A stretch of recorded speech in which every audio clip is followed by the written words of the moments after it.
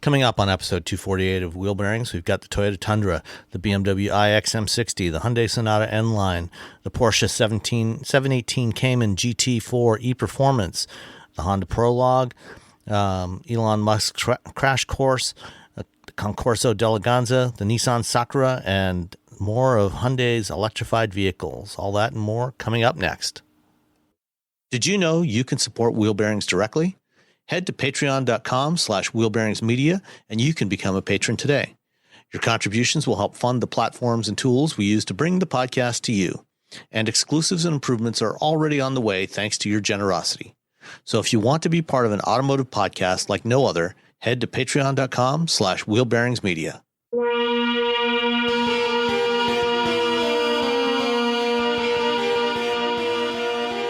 This is episode 248 of Wheel Bearings. I'm Sam Abul-Salmon from Guidehouse Insights. And I am Nicole Wakelin from the Fast Woman podcast over at Newsweek. And I'm Roberto Baldwin from The Thing Gadgets. All right. Nicole, what have you been driving? Hyundais. Only Hyundais. All Hyundais. All day, all the time. So I had a Hyundai in my driveway. I went to a Hyundai drive program. They swapped my car this morning. Guess what I got? Another Hyundai. Yeah. It's a Hyundai. I know. Shocking, right? So I have all Hyundais. What I actually drove last week was the 2022 Hyundai Sonata N-Line, which is the fun Sonata. I mean, all the Sonatas are pretty decent sedan, but the base engine on a Sonata is 191 horsepower. The N-Line, 290 horsepower. It's a pretty big difference. Also, you get more for those keeping track. Yeah, the math. Thank you for the mathing, Roberto. Math. He knows greater than. He knows greater than. So when you're getting the N-Line, you're getting truly the sporty version. It's not one of those situations where it just looks that way. It actually has the horsepower to back it up. It handles that way. It's fun. I mean, it really is an aggressive and fun sedan. It was funny. I was driving it in heavy traffic and trying to get through this traffic, and my husband's like, well, this thing kind of moves. Like, I think he looked too mild-mannered on the outside for him. And he's like, wait, this seems like this is actually a cool car. I'm like, yeah, this is actually kind of the sedan that's like, yeah, I'm just a sedan. No one buys sedans anymore. Woo, this one's kind of fun. So I enjoy this. And I like Hyundais. I like the styling, the way they did like the lights on the front, that it kind of travels up a little bit and sort of this little stripe that runs along like the hood and where the fender meet. It's got some great styling. It's comfortable. It's quiet. It does all the sedan stuff. It's comfortable. It's roomy. It's quiet. It has the right amenities inside so that, passengers, who is your focus when you have a sedan, can all, have a nice experience, whether you're just driving around town, whether you're tackling the morning commute, or whether you've got like a genuine long distance road trip. It's nice and roomy. You can get comfortable in this. You've got a choice of 3 different engines altogether. But if you go with the N-Line, you get that 2.5 liter turbocharged engine that really makes this more aggressive than you think. You don't really think of sort of what looks like this like mild-mannered sedan as being something that's truly fun to drive. It is. And it's also not outrageously expensive, because one of the things that happens a lot of the time when you get into any kind of performance anything, your normal version is a reasonable price. You either do the performance upgrade, whether it's just an appearance thing to make it look sporty, or engine, or both. Suddenly you've broken the bank and it's no longer an affordable car. This one, not the case. It was $34,840 as it sat in my driveway last week. That is not a lot for a sedan. That's a very reasonable price. And this thing had pretty much everything you could want. It's fully loaded. It's not like there's all this extra stuff that you're going to want to add on there. It's got like Bose premium audio system. It has like, let's see, a 12.3 inch digital like instrument cluster. It's got a 10.25 inch infotainment touchscreen. So it looks every bit the upscale car inside, with little bits of red accents all over the place, because where orange means you're ready to go off-road, red means you're ready to go fast. That's today's color theming in any car. Their little off-roady versions get orange. Their fast versions get red. So just out of curiosity, you said that was the price as it sat in your driveway. Does that price change when it leaves your driveway? Only if you get a ticket. Okay. So yeah, it could. It could. Plus gas. I think that's a reasonable. Gas. I think the only extra on there too for the N line, there was one extra on this. It was $195. It was included in that price that I quoted. It was carpeted floor mats. So apparently they sprang an extra, basically $200. You get fancy N line floor mats to go on there, which I would buy because they look cool. Like if you're going for the whole N line thing, make the whole thing look cool. Get the Might fancy as well. floor mats. Why not? It's $200. That's practically nothing in the world of, cars and delivery. Wait, here's your destination. How much you think the destination was, guys? Guesses. $1,100. You're too high. Really? $9.95. You're too low. $10.45. Darn Smack it. in the middle. So Roberto wins that one by Price is Right rules. So he Yep, I does. went He Price is wins. Right. $1. He wins by Price is Right rules. So I mean, and I generally feel pretty positively about most of Hyundai's vehicles. Like there's little quibbles here and there, but I like their vehicles because I feel like they manage to pack everything you want into the car. It does what it's built to do, whether it's an SUV or whether it's a sedan or whether it's something sportier like a Veloster. It does what it's supposed to do at a price that makes it still affordable, and you're not sitting there thinking, I thought I was getting one thing, I got another, or to make it really what I want to make it, I've got to add on $10,000 worth of random bits and pieces to make it seem like the car they're trying to sell me. So I liked the Sonata N-Line. I'm a fan. Have you guys driven it? I have not driven the Sonata N line.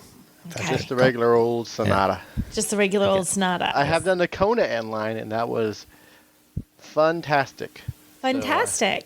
fun- See? I was Fantastic. supposed to have a Kona N line Kona N line this week, but they swapped it at the last minute. Hyundai apparently needed it for something, and so they sent me an Ioniq 5 instead. Okay, that's a not a good bad swap. trade. Yeah, I feel like I don't think you suffered for That's that an upgrade, swap. really. So that is basically the lowdown on the Hyundai Sonata N line. If you're looking for nice roomy sedan, but you want to have a little bit more oomph than what you have in the rest of the Sonata lineup, because there's 191 horsepower base engine, on the SE and the SEL. There's a turbocharged engine, so you get the turbo thing that's 180 horsepower that you can get, and then there's this 290 horsepower 2.5 liter turbocharged 4-cylinder. This is the fun one. This is the one where the fun lives. But I also, it's all Hyundai all the time, spend some time in Nashville, Tennessee, where I'm really sad I didn't get any Nashville hot chicken. I feel like I missed the boat. I did not get that while I was down there. I did get biscuits and lots of jelly at Loveless Cafe, which was delicious. But we were driving all the electrified stuff. It was just an electrified drive program. So we had the Ioniq 5 that you have sitting in your driveway, Sam. We had a Kona EV, which you have sitting in your driveway all the time, Roberto. And then we also had the Tucson and the Santa Fe plug-in hybrids. And we did it on a drive route where it was only a 1-day program. So we got like a small amount of time in each one. So you took those 4 cars and you divided them up over one drive route. And the idea was really just to sort of showcase all of their electric vehicles. We've talked about the Ioniq 5 a lot. Sam, I know you're going to talk about it more. I like the Ioniq 5. I think it's good. That Kona, though, man, that thing was fun. Now I know why you drive that, Roberto. That's a fun little car. Did you say it's fantastic? It's fantastic. I don't know why I was like, okay, fine, whatever. I'll drive the Kona EV. Roberto's got bad Roberto's opinions on got lots of that, things. whatever. He doesn't know what he's talking about. I don't know why I even listened to the guy, but okay, fine, I'll drive the car. And I drove it. It was really fun. And I had it in this, it was blue. I don't know what the color was, but it was so bright. It was like you needed sunglasses to look at this blue. It was this really, really bright blue. So it was striking. You could find it in a parking lot. So, the Ioniq 5, great. They say it's an SUV. I don't know. I'm going to argue SUV crossover. It's in that small squished SUV category. It's just a big hatchback. It's a big hatchback. I like that. But if you call it a hatchback, nobody will buy it. Correct. Yeah, but we know what it is. Yeah, if you call it a hatchback, no one's going to buy it. But basically, that's what it is. It's a big hatchback, and it does that great. The Kona is actually a wee tiny little thing. It's really fun. I thoroughly enjoyed driving it. We had some nice little twisty roads they put us on outside of Nashville. And then the Tucson and the Santa Fe, the plug-in hybrids, they were good as well. I think the thing that you walk away from most after spending time driving 4 different vehicles, 2 plug-ins, 2 EVs that are, it's not like this is an EV company. This is a company, they build all kinds of cars and all kinds of other stuff that you walk away thinking it's neat to see that electric vehicles or electrified vehicles don't feel different in weird ways than just driving something with a gas engine. You get more torque when you hit the gas or hit the accelerator on an EV, that sort of instant torque. But you don't think about the fact that you're driving something that doesn't have a gas engine under the hood. You don't think about the fact that you're driving on the plug-in something that you can plug in and get, some electric range. The time that you really notice it in all the best ways possible is when you're someplace quiet. You roll down the windows, you're driving on sort of a side road. With an EV, you hear nothing, and it's kind of glorious. And the same thing for the limited amount of range on a plug-in. So I think it did a good job just being on this program of sort of proving that if you think that electrified stuff is still kind of weird and out there and it's going to be a negative and it's going to be different enough that you're going to sort of miss the things that you like about driving something that's purely gas powered, you probably aren't going to. I mean, there really is a lot to be offered by all of these vehicles. And this is just from one manufacturer, 4 vehicles from one manufacturer. And there's EVs coming out from everybody right now. And there's plug-in hybrids coming out from everybody. So I think it was an interesting program. It was neat to see that Hyundai took the time to just say, we're going to showcase just this. This is all we're going to talk about. It's just electrics and nothing else. So I had the, very not electric Hyundai Sonata N-Line, and then the very electrified everything else. So it was an interesting program, and I appreciated that they gave us the opportunity to drive them. Cool. Yeah. Oh, by the way, that blue is the one we own. We went out of our way to find it. No way, you have that blue? That Yeah, blue is awesome. I loved it. I'm like, They holy had like cow, the this gray is and bright. black one at the Hyundai dealership, like a few miles from our house. Yeah. And I just kept looking until I found one. It was like 45 minutes from our house is where the blue one. And so we went all the way out there to get it. It's really cool. It's worth It's such a cute little car to have it in that really bright color. It's awesome. I loved it. It's easy to find in a parking lot. Yeah, I said, you're never going to lose it. You're like, where did I park? Wait, that's me glowing in the corner. There I am. Yep. All right. Robbie, what about you? Oh, no, I didn't know it was going to be my turn next. I had so I went to Germany and I drove the BMW iX M60. This is the M version of their iX electric SUV. I drove it around Berlin, then I drove it from Berlin to Munich, and then from Munich all the way down to Lake Como in Italy, where apparently, who's that guy? George Clooney. I guess he Yes. lives down there. And then someone was saying something about Kardashians or something. There was a wedding. I just literally saw that and I was like, hey, I think that's where everyone was doing that little drive program. A Yeah, I guess Kardashian that got happened. married. Yeah, someone got married down there. I don't know. I don't know about either of those other things, but I do know about the BMW iX M60. You mean you didn't hang out with George and his wife? I did not hang out with George. I did drive the vehicle for a very long time. It's an all-wheel drive. It is quick. It is very much a proper SUV, M-powered SUV. I think BMW. I drove the i4 M50 at the same time I drove the regular eDrive i440 last year. Anyway, when I did it, I did. And yeah, I think BMW they've done a really good job with both of these EVs, and they did a really good job making them both M's. It has 610 horsepower. Has a range of about 280 miles, which I tell you that there was no way we ever got that good of range because we're driving on the Autobahn. And because you're driving on the Autobahn and you're American and you're in a sport SUV that just happens to be an EV, you're driving at 200 miles an hour all the time. No, so we were doing, it has a top speed of, I think it's 250, which is, let's see what they're... That's about 150. Yeah, so the electronically limited speed limit is 155 miles an hour, which no one in America should be driving anywhere on the roads. I got this up to 120 miles an hour on the Autobahn. Somewhere around, I would say 110, 115, it does get a little floaty. A little squirrely. So you didn't go that much faster. Not squirrely. It just seems to float a little bit more than you want for something that's going that fast. I'm a little surprised for an M model that it would. Yeah. It's also it's tall. B, it's heavy. Yeah. At some point, you have to you have to take those sort of things. Just sort of. I mean, I could have gotten it to its 250 kilometer an hour if I really wanted to, but I didn't because no one should be driving the M60 or iX M60 at 120 miles an hour in the United States, and I don't think anyone who buys it in the United States is ever going to get that even that fast. I'm sure one or two people, but for the most part, everyone's going to be doing maybe 90. Yeah. I mean, this is obviously going to be people's track day special. Yeah, no one's going to be tracking the iX M60. It is quick though. I mean, it's 811 pound-feet of torque. Which is you stomp on that accelerator and it'll tell you, it'll snap your head back. It still has a lot, it's essentially the interior is it's the same as the iX. It's very future looking.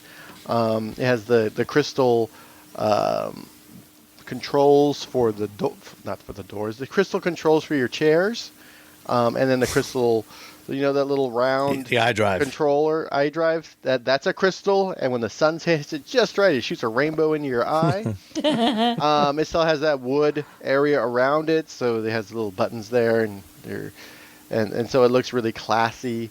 There are some weird things that I still am not a fan of with the latest version of the iDrive system, which is on this vehicle, when you hit the mode button in the little wood area, it doesn't it doesn't go through the modes. It just brings up all three modes on the screen, and then you have to pick one. There's efficiency, there's regular, and then there's sport.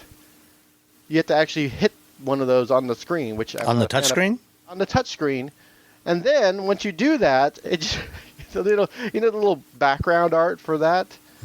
Yeah. That shows up on the screen, and it doesn't just go away and back to, let's say you're using navigation or whatever. It just stays there. Now you can hit the mode again, and it's supposed to go. But you have to go back and hit the navigation button and go back to. It's really weird. I don't understand why that is the way. I mean, I know why it ended up being like that, because it is part of the touchscreen as opposed to just hitting the mode button 2 times to switch modes. You have to hit it and then go to the touchscreen. Yeah, I don't like that. I wonder if that's just a pre-production software glitch or something. No, it was on the iX too. I drove the iX 2 weeks earlier. Yeah, Same thing. nice try. No, it's a thing. But they can do an over-the-air update and fix it, because they're going to do an over-the-air update and add 2 more modes to the vehicle. They're not drive modes. They're just sort of atmospheric modes. They'll change the ambient light and they'll change the sounds and stuff. One is relaxation and the other is something else. I can't remember. I think it's excitement or enthusiasm or something. But yeah, you'll get 2 more modes that are essentially, I guess, regular mode, but they have different sort of ambient lights, and when you're driving, it'll make fun noises. If you're a fan of fun noises when your car is driving.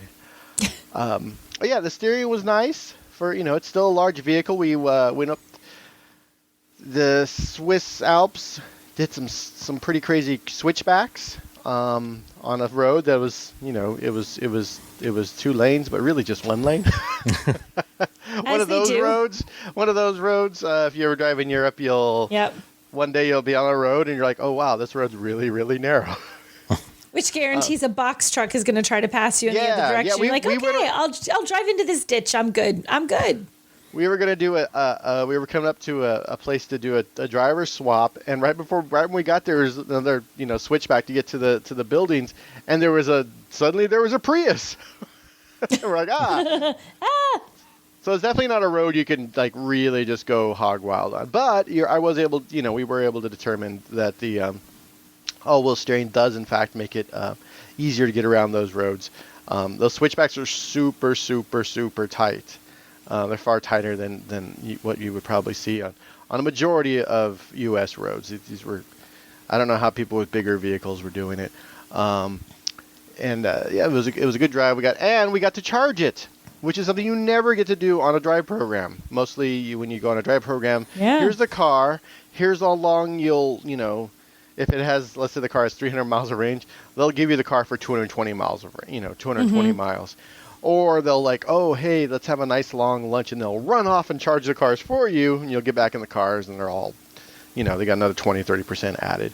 On this program, because it was essentially 2 long days of driving, and we were driving very, very fast because, Autobahn.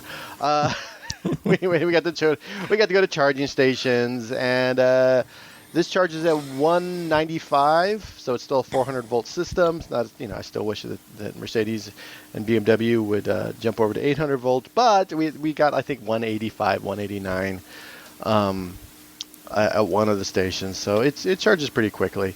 It's not really that long of a wait. I went and got some weird McDonald's food because I was in another country and I never eat McDonald's. Yeah, no, it's still big. It's still the design is still polarizing, and the vehicle still drives really nice. And for the most part, I like the interior. I like the new infotainment system, except for a few little issues like that drive mode thing. It really bugs me. How much is the M60 going to cost? Oh, I'm sorry. It will cost $105,100. The destination fee, $995. So that's where you're saving some money. It's even cheaper than Hyundai. $995, $1,000, $1,000. Yeah, he's nothing. And what have they said? What the EPA range is going to be? Yeah, that was the 280. Oh, okay. That's their estimated EPA. That's their target. We never got. We didn't. There was no way we were going to get to that. When you're doing 200 miles an hour on the road, you're just melting. You're essentially just burning through electrons like a wild man. Yeah. And then on the way when we were going through the mountains, because we weren't driving some crazy amount, and on the way down, when you are regenerative braking, the maximum it'll send 220 kilowatts back to the battery. So it's got a pretty good regenerative braking system. It's got one pedal braking. It has adaptive braking, which I did not like until this car. So they have adaptive regenerative braking, which I've used on the iX and the i4. And I talked to them, and they're like, yeah, they probably updated. We've been updating stuff. So I believe that they've updated, because on the iX and the i4 that I've driven, it always felt inconsistent. The way it works is like adaptive cruise control. As you come to a car, it'll slow down. With adaptive braking, it determines, like, based on the vehicles in front of you and the road conditions and the road itself, how much regenerative braking that it'll implement. And it always felt a little like, sometimes I'm like, oh, it'll do a lot of regenerative braking, and it didn't. And then sometimes it did a lot more than I anticipated. But now with the iXM60, it feels like they've done it better. And this was a pre-production model, so I'm guessing it probably has the latest software for that. So something that I didn't like, I actually ended up using for most of the drive. So good job, BMW, for making something that I didn't like. Actually kind of like. I actually like now. So I kind of like in less than a year. Sounds like they probably reduced or limited how much it can change from based on the conditions so it's more consistent. Yeah, and I think that they just fine tune on how the roads and oh, there's a corner coming up, let's adjust this. Oh, let's this. Yeah, all these over the air updates. I mean, your car's just. It's evolving while it's in the driveway. Excellent. Just evolves while you sleep. It evolves while you sleep. You get up in the morning, there's an update, and you're like, hey, what new thing do I have now? They're like, oh, we gave you a new sticker. All right. Well, I had the Toyota Tundra 4x4 Limited Crew Max 5.5. So that's the new Tundra. The completely redesigned Tundra that came out last year. 4-wheel drive, Crew Max, the crew cab, and this is the one with the shorter 5.5 foot bed. You can also get it with a 6.5 foot bed. And this one is, this year for the new Tundra, it's only got 2 powertrain options. In the past, they've had a naturally aspirated V6 and a V8 engine. This year, they've kind of gone down the Ford route and ditched the naturally aspirated engines altogether. So you have the option of either a 3.5 liter twin turbo V6 that has 389 horsepower and 479 pounds-feet of torque, which is, I think, slightly less power and slightly more torque than the similar 3.5 liter EcoBoost in an F-150. But overall, it's not a whole lot of difference between the two. They're pretty comparable. Or the other option is that same engine with a hybrid. And it's a similar type of hybrid architecture to what you get with the F-150, where the motor is in between the engine and the transmission in place of the torque converter.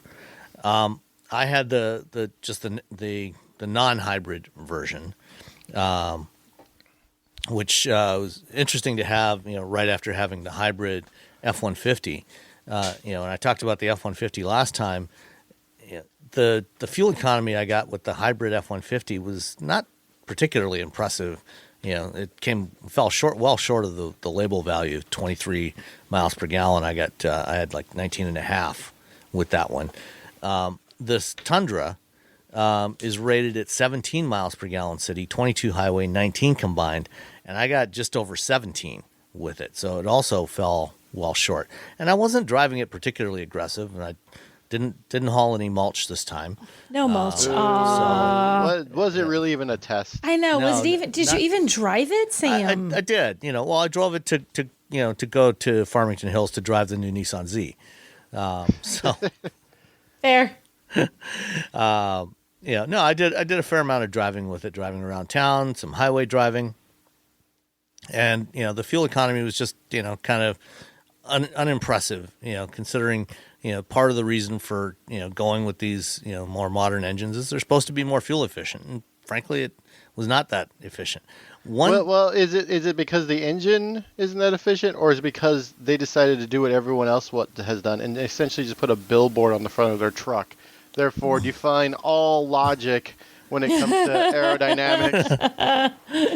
Well, there is that. I'm sure that's part of it. But I mean, that factors into the EPA label values too. And those, you couldn't even manage to match that. So one of the weird things about this is one of the first non-hybrid Toyota vehicles that I've had that has auto stop start.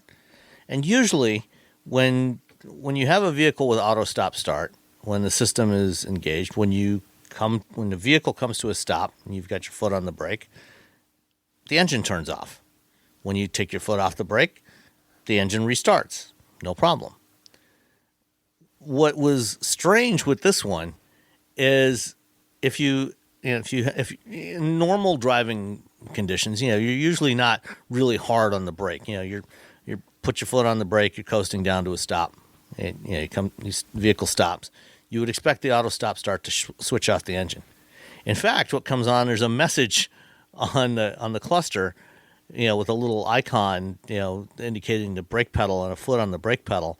And if you want the engine to stop, you actually have to press down harder on the brake pedal to get the engine to stop. And then you have to hold it down, because if you release that pressure at all, and it's a fair amount of pressure to get the engine to shut off, and as soon as you let up on that brake pressure at all, the engine restarts, which is really kind of a strange system. That's a weird, strange, weird. lazy workaround. Yeah.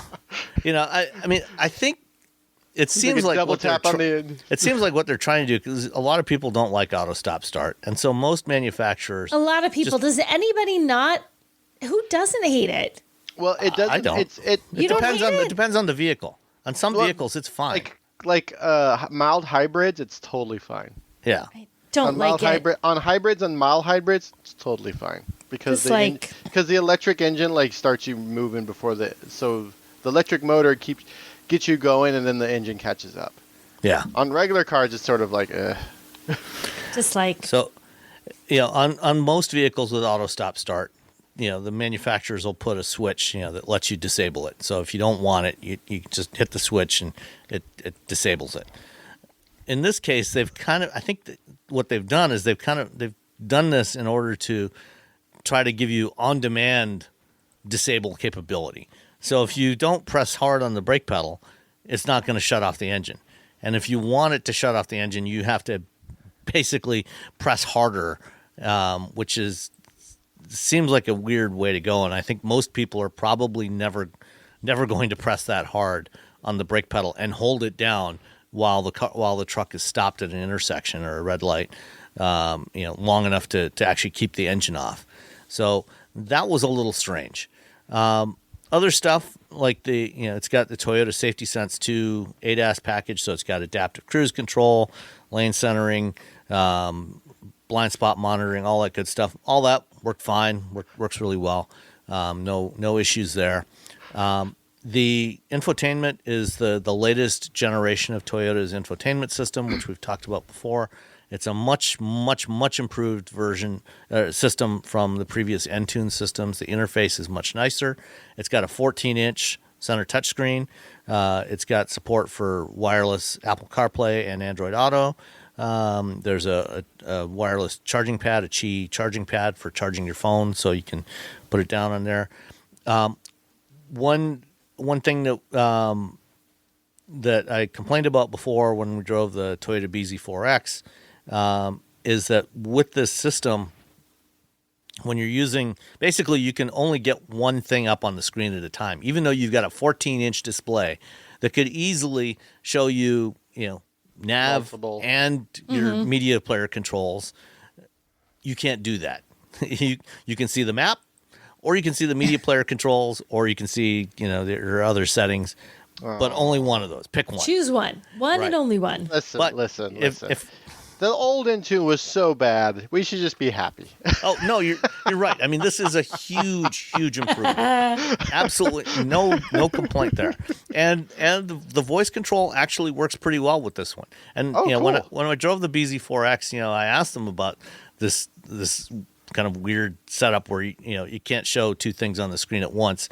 And they said, well, you can just use voice, to pause the music, while you've got the nav up. Things like that, or to change the volume. So that to their credit, that stuff actually does work pretty well on here. So it's not a total loss, but for me, I like to have the media player controls and the map up there at the same time. And if you use Android Auto or CarPlay, that's actually what you get. So I've got a screenshot. I like that. I keep hitting that little button until it shows all three things, and I'm like, there you go. Yeah. Now I can see what I'm listening to. I can see my directions. No, that's You want to see everything all at once? Yeah, I All want of it. there's a All map the things. Yep. So, that's a relatively minor quibble, because I think the reality is most people probably are going to have their phone connected and use that. The design, we've talked about it before. It's very, very designed. It's very styled. It's designed. This is not a dull looking truck. The grill, well, if you don't like BMW's new grills, you're probably not going to be a big fan of this one either. Oh my God. It's ginormous. It's a lot. It's a lot of grill. Aside from that, most of the rest of it, the truck actually drives really well. I thought, in most instances, I found that the ride quality was actually slightly better than what I got with the F-150. And the Tundra does have coil spring rear suspension like the Ram 1500s do. So I think that helps. It felt very stable. Steering felt decent. It's very roomy. It doesn't have, some of the cool features that you get on the F-150, like the Pro Power on board, with all the plugs in the bed, things like that. You can't get that on here. And no fancy tailgates or steps in the tailgate, things like that. It's more basic, when it comes to some of those features. But overall, the things that Toyota has done, they've, aside from the styling, they've generally executed quite well on. So the Tundra starts at about $35,000 for the extended cab, short bed, rear wheel drive. The limited Crew Max 4-wheel drive that I had with the TRD package on there came to a grand total of let's see, get a this up and scroll over. $60,188. $60,000 and doesn't have a little step in the bed. No. Or in the plug-in. Well, hey, it's cheaper than the $83,000 F-150 hybrid Platinum I had. That's So, true. So take how much do you think it costs to ship this thing from San Antonio to wherever your local Toyota dealer is? $19.95. $14.50. Robbie wins again. $16.95. Yeah. Dang it! I'm gonna make him go first next time. I'm just gonna go lower. That's yeah, that's what you want to be at the end You're of the thing. cheating. You want to be at the end, then it can be $1. Just say, $1. What? Oh, I guess one other thing about the way this thing looks. You know, it did have the $3,000 TRD off-road package, which has big 20-inch wheels and everything, but it doesn't ride. It doesn't sit particularly high. Like a lot of times, you know, like if you get a Sierra AT4 or an F-150 Tremor or something like that, they're actually quite a bit. They seem to sit quite a bit higher, and this one did not. I forgot to check what the ground clearance is, but it seems like it sits quite a bit lower on its wheels than most other full-size trucks with an off-road package do. But you know, that's neither here nor there. So that's the 2022 Tundra Limited. I mean, it doesn't have a fancy tailgate, but you know, in like 40 years, this thing will still be running. So. That's true. Yeah, I mean, you'll as long as you change Yep. the oil and stuff, this thing will probably run 1,000,000 miles without It too will much difficulty. never die. Until the end Nope. of time. Until the end of time, you'll have it forever. Or a tree falls on it. Or shh. No, it'll Tree's still fine. go. Yeah. It's not gonna It'll stop just have it. a big dent. It'll go. It'll just go a Yeah, little it'll crooked. Keep going. It's just you're like, shake it off, shake it off. Yeah. Okay. Smartphones have gotten way more expensive over the past decade, and all it takes is one impact on a hard floor to make you wish you had spent a few bucks to put a case on it. Going online without ExpressVPN is like not having a case for your phone, and it only costs a few dollars a month. Nicole, Robbie, and I travel a lot for our work, and we spend a lot of time in hotels, coffee shops, airplanes, and of course the Delta Sky Club. Connecting to the Wi-Fi in any public places with shared Wi-Fi puts your data at risk because bad actors could be intercepting what you send and using it to steal from you. It only takes some cheap hardware to intercept Wi-Fi data, and even a smart preteen can do it. Hackers can make up to $1,000 per victim selling personal information on the dark web. ExpressVPN stops the bad guys by creating a secure, encrypted tunnel between your device and the internet. ExpressVPN uses state-of-the-art encryption that would take a supercomputer up to 1 billion years to crack. I have ExpressVPN on all my devices, including a MacBook Pro, Windows laptops and desktops, and Android and iOS phones and laptops, or tablets. When I want to be secure, I just launch the app, click once to connect, and my data is secure. As I said, I travel a lot for my work, and I have to connect to countless public Wi-Fi networks in many countries. I have ExpressVPN on all my connected devices so that whoever else is on the same network can't see any of my data. That's important because I often have to check banks, credit card accounts, and transmit client data that might be sensitive, as well as filing articles on news that might be under embargo. ExpressVPN protects all of it, and I've been paying for my own account for years. Secure your online data today by visiting expressvpn.com/wheelbearings. That's expressvpn.com/wheelbearings, and you can get an extra 4 months for free. expressvpn.com/wheelbearings. Let's see. What else we got this week? Porsche showed off a new Cayman GT4 in Europe called the 718 Cayman GT4 e-Performance. This is an electric version of the Cayman GT4. I think in max power mode, puts out a little over 1,000 horsepower. This is basically using the electric powertrain stuff that they had in the Mission R concept last year. And this thing is really fast. Apparently it's got comparable performance to a GT3 Cup car, a 911 GT3 Cup. And with the battery that's in there, it will run for about 30 minutes, which is long enough to run a typical 911 Cup GT3 Cup race. And it sounds like there's a pretty decent chance that they might build these and do another single make series like the 911 Cup Carrera Cup series. So you're gonna buy one? Probably not. No. No, I don't think my pockets are quite deep enough to swing this one. I don't think many pockets are deep enough to quite swing this one. Most pockets are far too shallow. Yeah. Oh, sad. But apparently, I guess the next generation Cayman and Boxster are going to be electric. They're ditching the internal combustion engines and are going electric. And so this is kind of a preview of what to expect from those. And the link to the story in the drive that I'll have in the show notes includes a video from Chris Harris where he got to drive this thing, and he was quite impressed. He liked it a lot.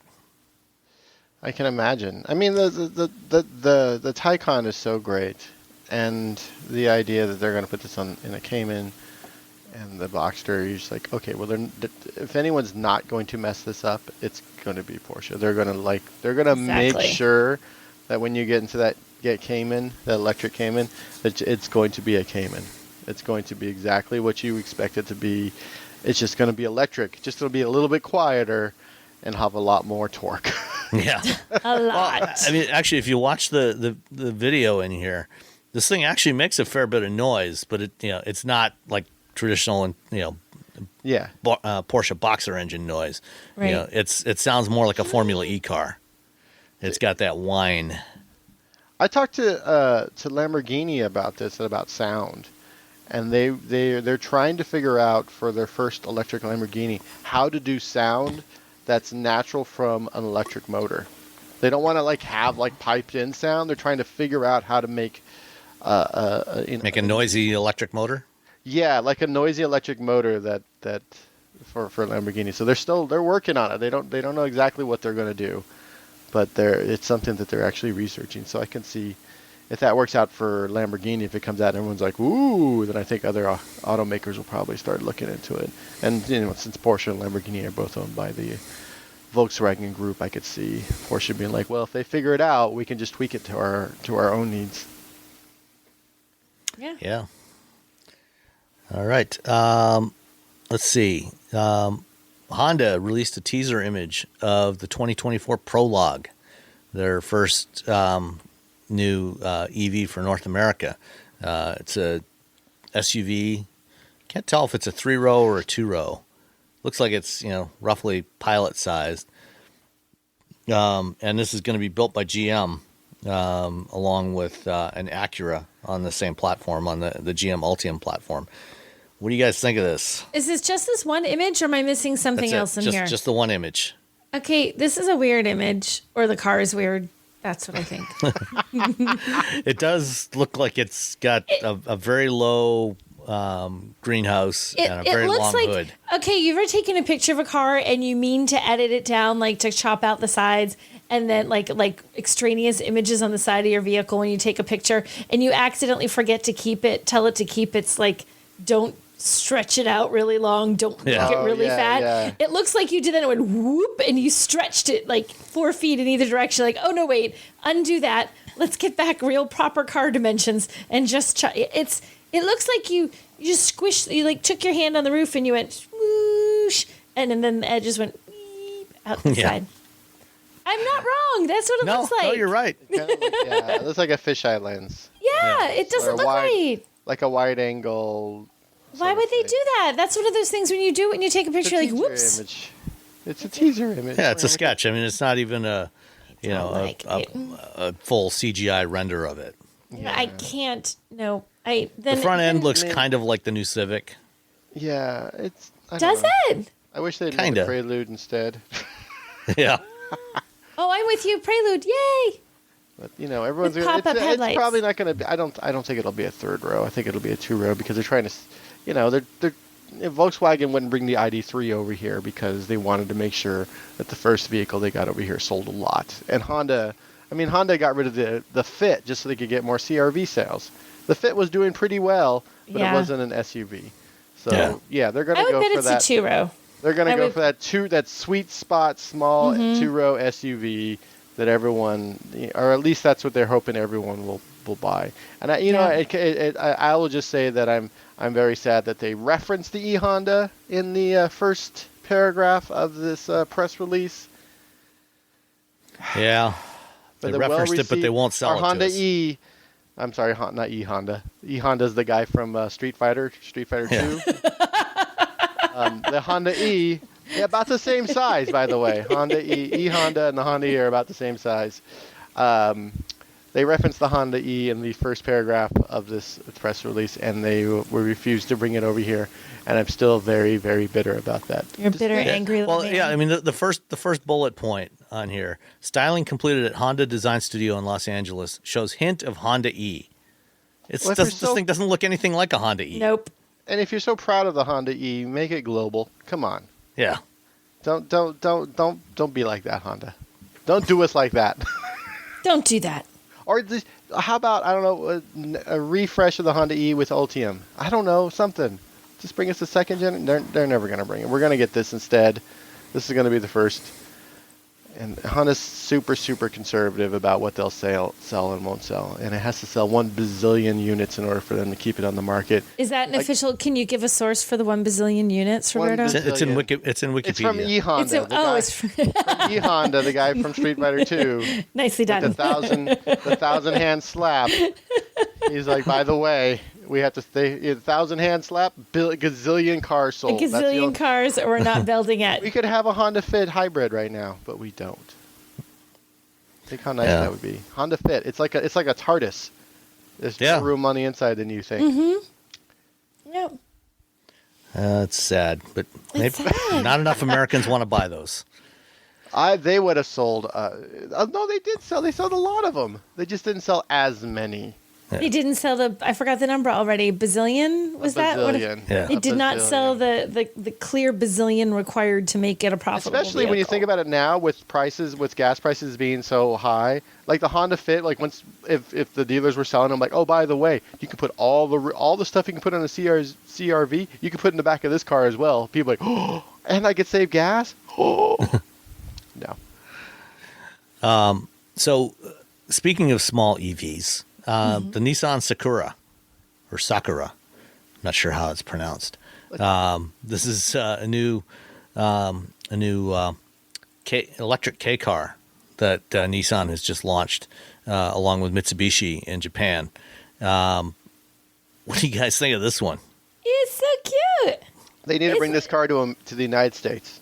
It's Done. a little. Done. Just bring it here. Okay, it's priced below $14,000 in Japan. Let's say all the stuff they have to do to make it American, it goes up to, I don't know, 16, 17,000. Then you put the tax credit on it.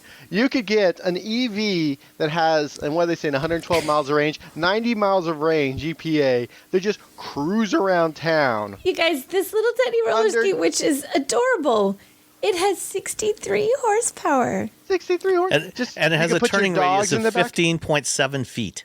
It'll go 80 miles an hour. It's like it's the cutest little thing. You could do a U-turn in a typical residential street. You could do the U-turn in the back of the Toyota Tundra. Yeah, almost. You could just right in the bed. I think there is a market for these really tiny cars in the United States if you can get them. $14,000. That is cheap. And if here, it's going to be more expensive because they bring it here, but they gotta do still. whatever. But you throw the tax credit on that.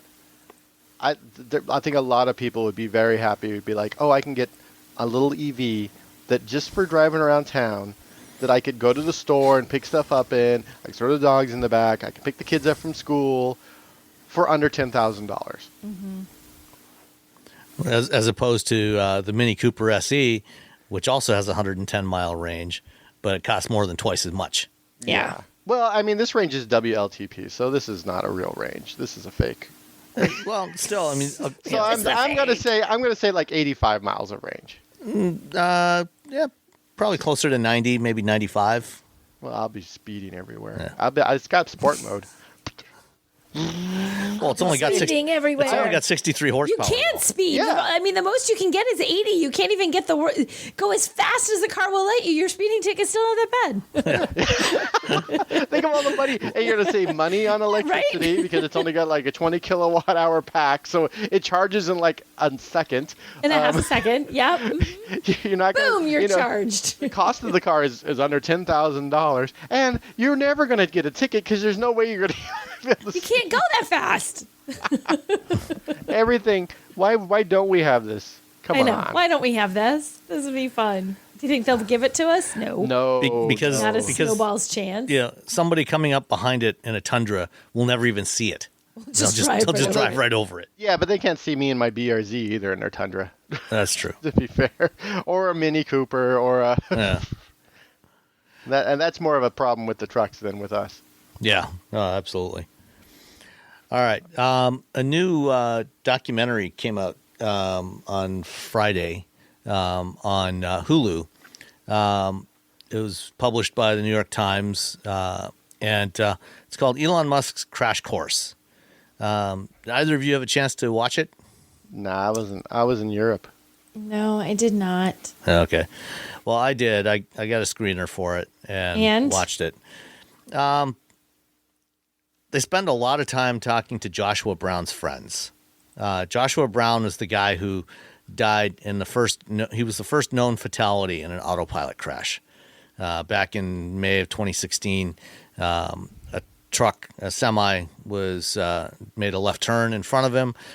He was in autopilot and not paying attention, and the system did not recognize that the truck was not a bridge, and just kept right on driving at 70 plus miles an hour, and sliced the top off the car, turned it into a convertible. And there have been multiple other crashes over the years where people have died while using autopilot. The director, the filmmakers, they talked to a few former Tesla autopilot engineers. They talked to Neil Badet and Cade Metz from the Times, both very good reporters. I know both of them. The stuff they said, absolutely spot on. But they also spent, I think, an inordinate amount of time talking about Josh Brown, and talking with his friends about, why he was so gung-ho on testing autopilot and everything. It's like it doesn't, none of that matters. It's irrelevant to the story, really. And they did talk to Robert Sumwalt, the former chairman of the National Transportation Safety Board, and another member of the board whose name escapes me at the moment. And after the Josh Brown crash, NTSB and the National Highway Traffic Safety Administration did an extensive investigation into what happened. And the NTSB, as we've said before, they don't have any regulatory authority or enforcement authority. They're an investigative body that looks into accidents with aviation, rail, marine, and ground vehicles. And then they investigate and make recommendations. And they made a bunch of really good recommendations after this crash, like systems like this should be geofenced to divided highways only. They should have robust driver monitor systems, and there was a bunch of other things, but those are probably the two most important. And they talked to the NTSB, and they talked about what their recommendations were, but the only person they talked to from NHTSA was the former communications director there, and he didn't say much and didn't really defend why NHTSA basically did nothing. And why, in the NHTSA report, they actually cited data that they got from Tesla that autopilot reduced incidents of crashes by 40%, which, they didn't actually get the full raw data from Tesla. And by the time that somebody was able to go through the whole Freedom of Information Act request, or rather they got the data from Tesla, but they didn't publish it. They only published that statement that it reduced crashes by 40%. And somebody, was doing an investigation into that and spent like 2.5 years trying to get that data from NHTSA. when they finally got it, they started diving into it and published a big long report on it. And it turns out it was all bogus. Most of the data was useless, and what data there was that actually demonstrated how effective autopilot was versus non-autopilot actually showed that it had more crashes rather than less. Womp, So, womp. the filmmakers really missed an opportunity to really look into what happened at NHTSA. Why did NHTSA not do anything back in 2016 when they had the opportunity to, and subsequently still hasn't done anything, and even up until now when we're still having crashes of vehicles with autopilot. So, I think that was a real missed opportunity by the filmmakers to look into that. I went to the NTSB final conclusion of the Tesla accident where the gentleman was driving a Model X. And The Walter Wang crash? Yeah, the Walter Wang crash, and it kept like trying to drag him into this exit lane. It's on the left-hand side along the I think it was the 280 or the 101, doesn't it? It's 280. 280. And so, we went through the whole, proceeding. They told everything that had happened. And at the end of it, NTSB could not be more irritated with NHTSA. They spent after they did the whole thing, then they spent like a good 20 minutes just saying, we can't do anything about this. We can just tell you what happened. NHTSA is doing absolutely nothing. And then they brought up like NHTSA tweets. And there was like tweets about, oh, you should be buying a car. They're like, it's not NHTSA's job to sell cars for people. It's NHTSA's job to keep you safe on the road. So the NTSB is not happy with NHTSA. Wasn't happy. This is 2020, January. No, I don't know. It was before. I know it was before March 2020. So January and February 2020 went all the way to Washington D.C. for this. And it's true. It's this sort of like. Well, I think there was this reticence to do anything because there was this concern that you were going to be stifling innovation. Oh, we're stifling innovation. And that's not really what's ever happened in any of these things where there's no one stifling innovation. They've allowed these companies to run without regulation, and the result is we've had all these issues. Because everyone was like afraid there were, every administration for the last, 3 or 4 administrations have been concerned about stifling innovation. And the reality is that there has to be a framework that keeps people safe. And, and none of it was actually or ever has stifled any innovation. Yeah. And in fact, it's the exact opposite. When they started putting safety regulations on cars, that's what led to a ton of innovation. I mean, we've had an enormous amount of innovation over the last 50 years since they started regulating automotive safety. And, that's why we have airbags and, the kinds of seat belts we have today and the kinds of crash structures we have today and electronic stability controls and all this other stuff is because of regulation, not despite it. So I think that's always been a bogus argument as far as I'm concerned. Yeah, all these people are very smart that are building these systems, and if they're smart enough to build a system, they're smart enough to build them so that they work within a regulatory framework and they keep people safe. I mean, none of these people are like, oh no, we have to. I mean, Super Cruise is geofenced. It's not like that's something that's difficult to do. Blue Cruise is geofenced. None of this stuff is. I mean, it may be difficult, but these people are smart, or at least they say they're smart. So they are reportedly smart. Reportedly, allegedly, and at least they've told us time and time again how very smart they are. They keep reminding us. Especially those in Silicon Valley. They never let us forget how smart they are. Oh my God! Don't even get me started on. So very, very, very smart. When I was a tech reporter, everyone told me they were changing the world, and there's nothing quicker.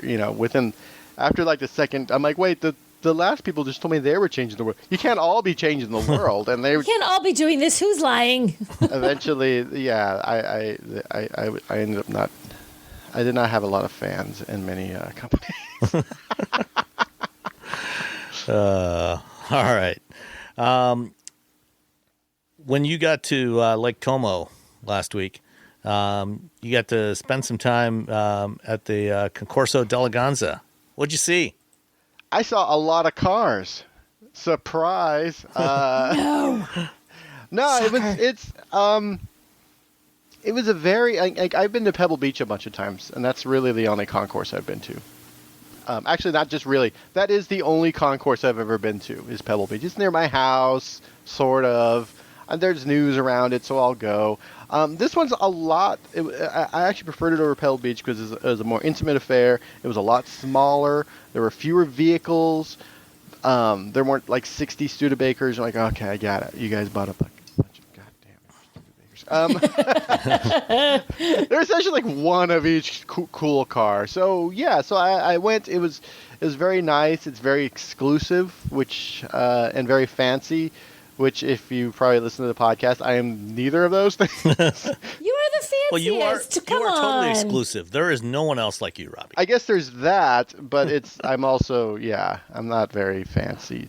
I got really excited because there was a, on the way to go look at something, there was a Piaggio Porter, which is a very tiny, like, minivan. It's very, very tiny.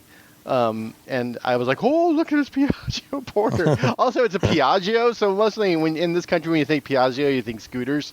But you can get a little Piaggio minivan, and it's delightful. It is a delightful little vehicle. But for the most part, there's Mercedes or BMW was one of the main sponsors. So there's a lot of BMWs, 2002s. There was the 700 RS, the M1. There was Karl Lagerfeld, I think. Karl Lagerfeld's 7 Series there.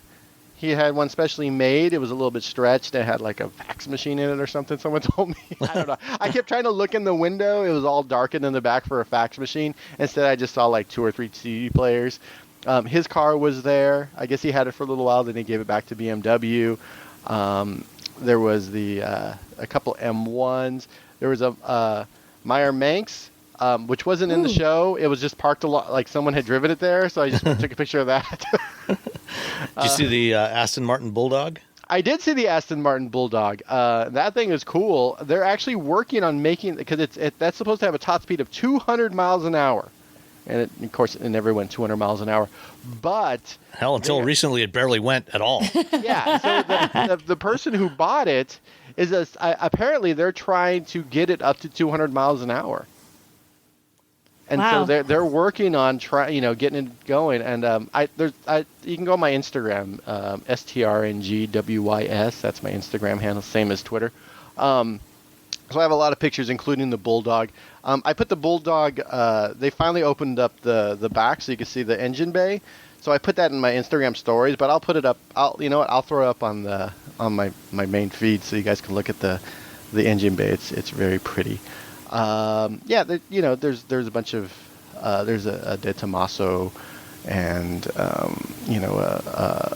004 CS. There's a lot of like really ridiculous, crazy cars that you sort of see at this thing, but a lot of really, really nice old vehicles. I mean, there's a bunch of SLs. I feel like SLs, even though one just sold for like $1 billion, 125 million or whatever. I think 143. Wow. 143. There's still a lot of SLs in the world because every car thing I go to, hey, there's an SL. Hey, there's an SL. Everyone loves an SL, by the way. I've driven an SL. It's fantastic. There were some Ferraris there.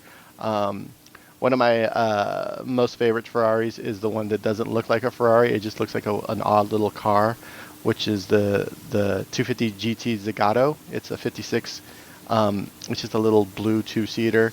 And over the driver and the passenger's head, there's like a little bubble, but in the middle, it's like in the roof. I don't know. It's just a fun little weird little car.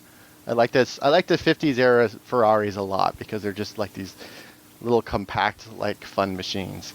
I like that yellow SL Roadster. Yeah, the SL Roadster is that thing was bright. Yeah. I think it burned my eyes. There was Is it as bright as your blue car? It's brighter. It was brighter than the blue car. There's an Aston Martin. There was a DB8. There was this Lancia there that I really liked. And it had like both wheels, both the front and the rear wheels had little half covers, little half spats on it, and it was the B Junior. Lancia is an Italian car company that no one in America probably knows about. Anyway, it was just like this fun little weird little. They haven't sold Lancias here since the 70s, I think. Yeah, yeah. It's just. I this didn't even weird know they little- ever sold them here, so I just learned something. I knew they existed. I never knew they were even in the United States. So there you go. Yeah, yeah. No, they had. I actually have a piece. How many cars were there?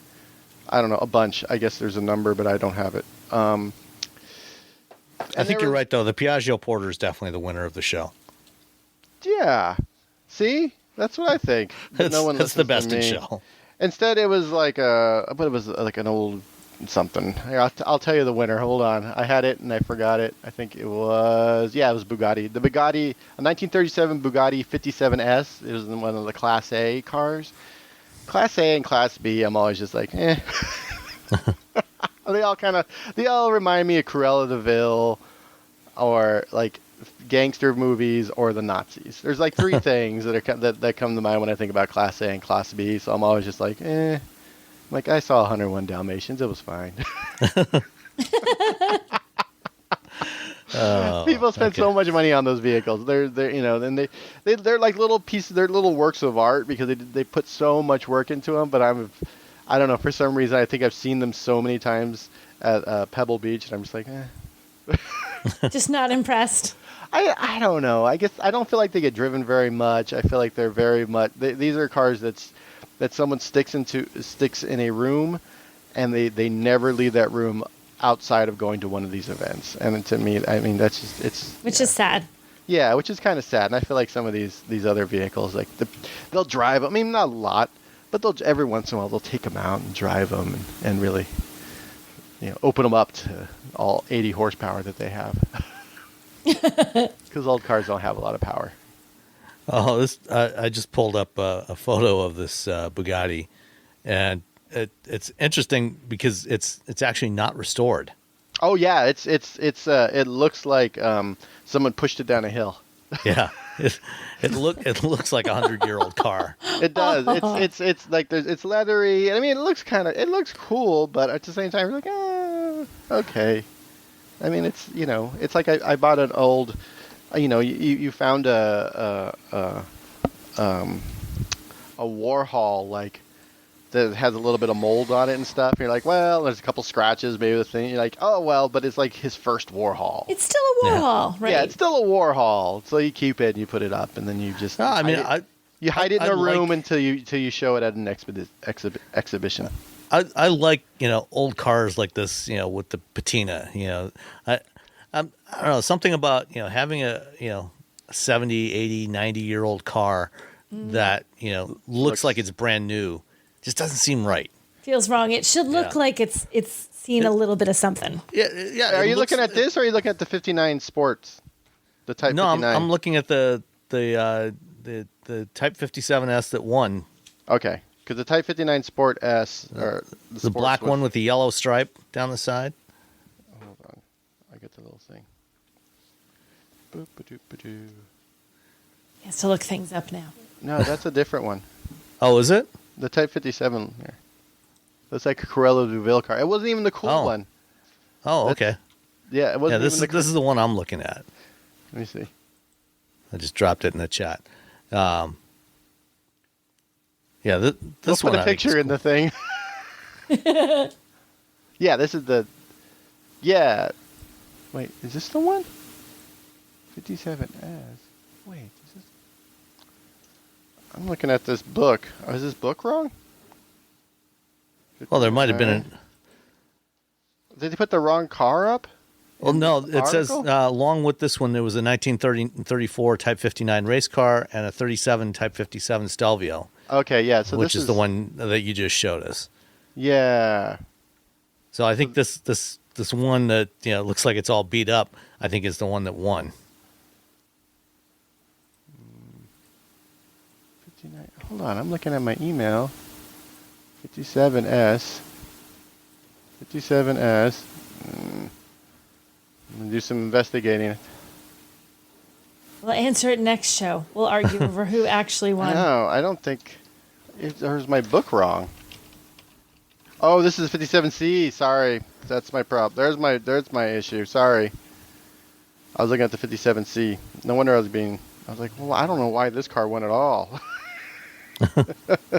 Wait, this says 59. Huh. Oh, well. Anyway. An old car that none of us can afford bought one. An old car that none of us can. It's always the same. It's always Class A and Class B that win as well. That's my other thing. I'm just like, meh. I voted for the Ferrari to be. I'm the only person I think who voted for it. I'm like, I don't care. I'm voting for the Ferrari. We all got to vote, so that was nice. But I know that I don't know anyone there because I don't know a lot of rich people, unfortunately. But if I did, I would have got them to vote for the Ferrari. I think the one that you just showed us, because I found another thing here, is actually the one that won, not the one that I found. So. Oh, okay. Anyway. I think the DuPont registry messed up, is what we're saying. Yes, I think you're probably right. Which, sorry. frankly, wouldn't surprise me all that much. That's fine. But I used to buy the DuPont registry all the time when I was a kid, and then we would look at the weird cars that were for sale. Because there'd always be like the old, and then there'd be like a Geo Metro with like a V8 in it. Just like insane, weird things that people like monsters that people had Frankenstein together. Like, here's a Fiero with a V12. Like, how did that even? You got to sit in another car in order to drive it. Okay. Let's answer a few listener questions that have come in the past hour. We finally got some. Let's start off with Andrew Pappas. How long until we get touchscreens on the steering wheel? Real issue. Cars get more and more safety tech, but deaths keep rising. My thought is that cars are too isolating, and poor visibility combined with safety tech being a crutch is the problem. Can the tide be turned at all? Well, I think we're looking at our phones too much, and I think some people are looking at that display as well too often. Yeah. I mean, people are still. If you ride a motorcycle, if you drive a car, you're like, oh, I'm sure lots of people look at the phone. If you ride a motorcycle and you sit a little higher, you're looking down in the cars. Everyone is on their goddamn phones all the time. It's terrifying. It's absolutely terrifying. Yeah, I mean, I've been driving even here in Michigan.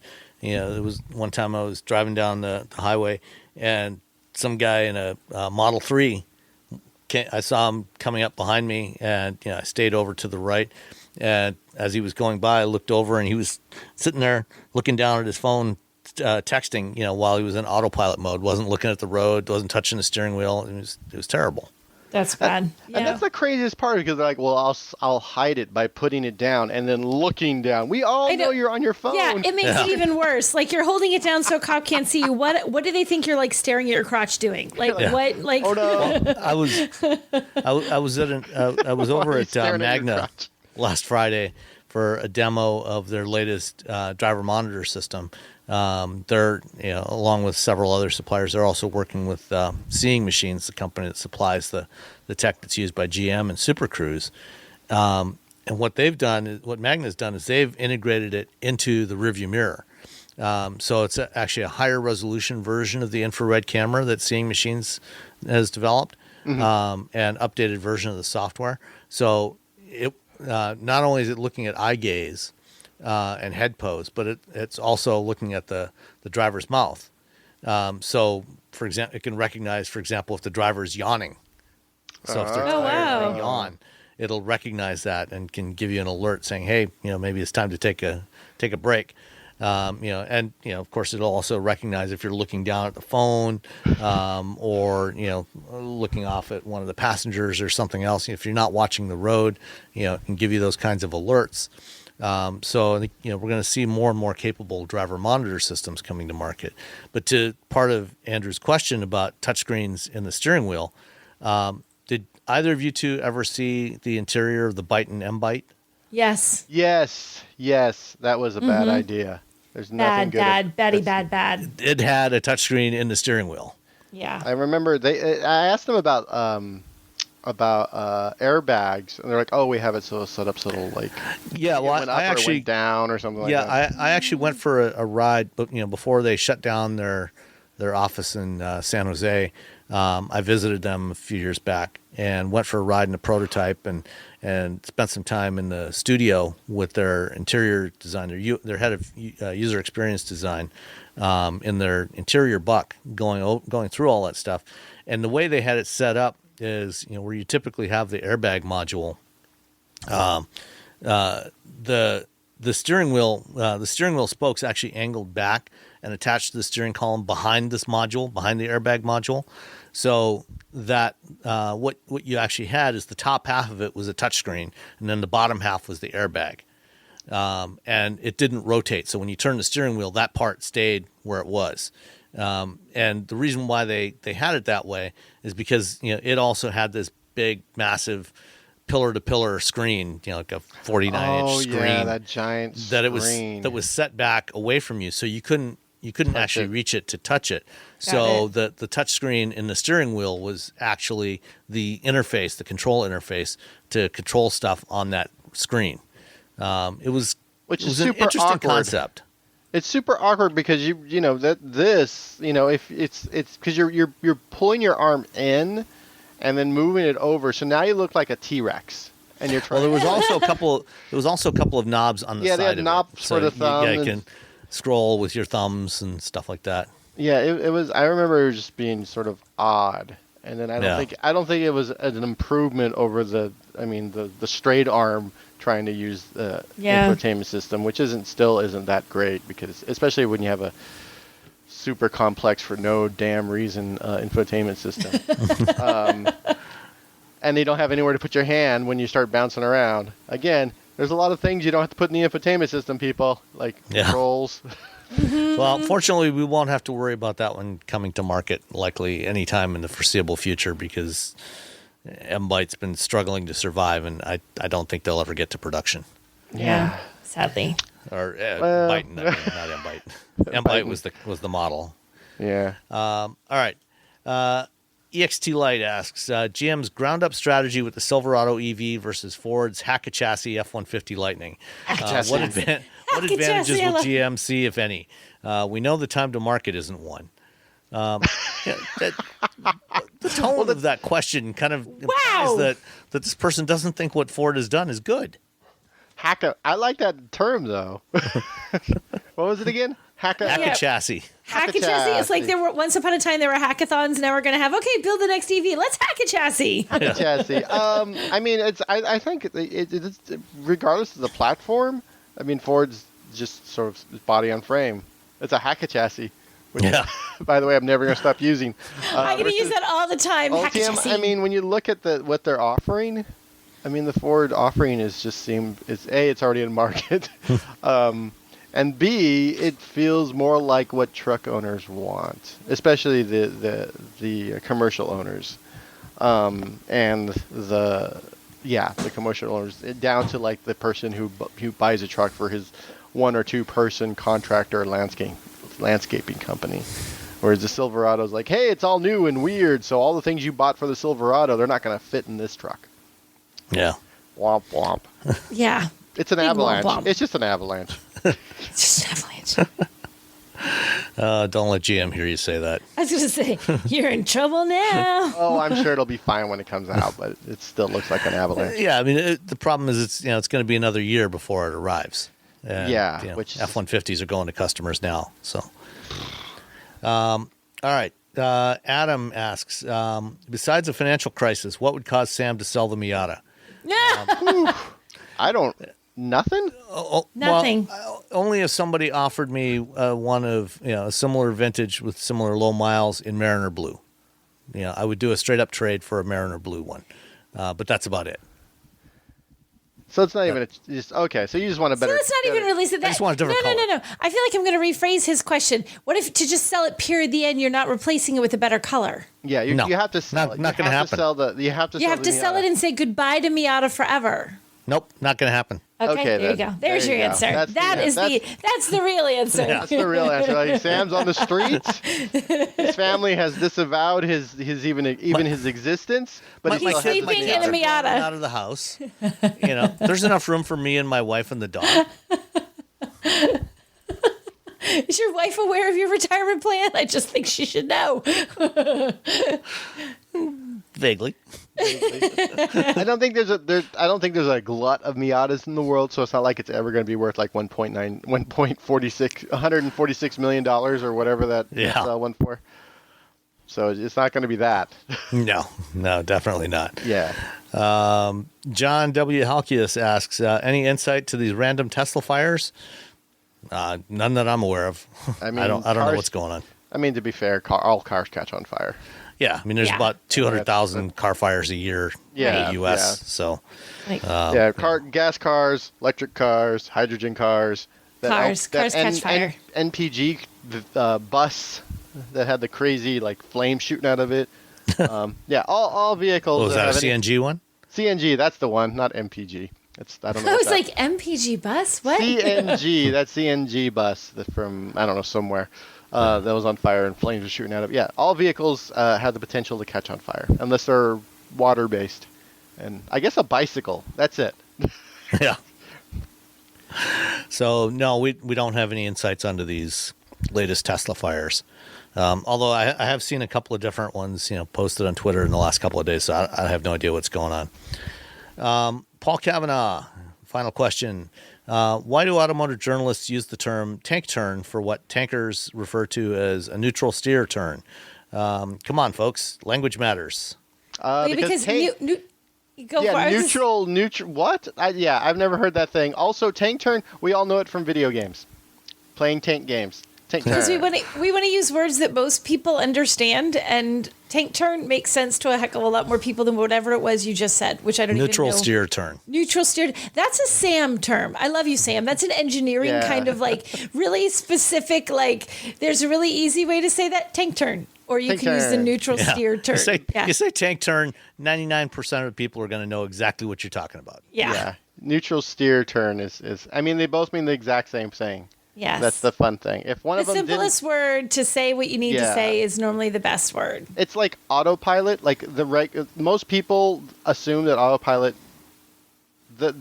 how the word autopilot has evolved is that we all believe that autopilot means something runs automatically. This person was running on autopilot, which is why Tesla gets in trouble for autopilot. The reality is on an airplane, autopilot isn't really autopilot. It's like something else. It's basically cruise control. Yeah, it's basically cruise control, but because this is what the word means, that's what the word means. It's like tank term. Yeah, I mean, autopilot in an aircraft basically just maintains your speed and direction. Yeah. Until you change some settings. Mm-hmm. And so it's essentially just cruise control. It's not really, autonomous flying. Yeah, but we've as a society we've come to use autopilot as something that's running on its own, which is this person was on autopilot just doing their job, which means they were doing it without thinking. It was just automatic. So, yeah. All right, that's it for this week. That's it. Tank turn. Tank turns.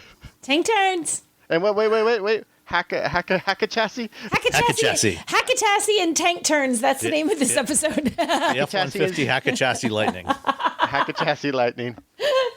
My Kona EV is a Hack a Chassis.